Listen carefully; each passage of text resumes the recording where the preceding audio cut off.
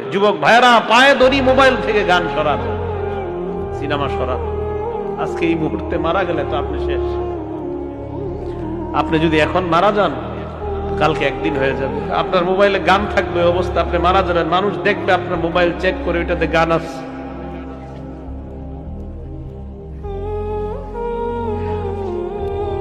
আপনি এখন মারা গেলে মানুষ আপনার মোবাইলে চেক করে দেখবে এটাতে গান আছে, সিনেমা আছে।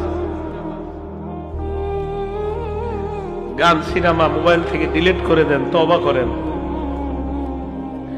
পৃথিবী সাক্ষী হয়ে যাবে যে এই ছেলেটা মারা গেছে, ওর মোবাইল তো সিনেমা আছে, ওর মোবাইলে নাটক আছে। মানুষ সাক্ষী হয়ে যাবে আপনার গুনাহের। মোবাইল থেকে আপনি গান ডিলিট করে দেন, নাটক ডিলিট করে দেন।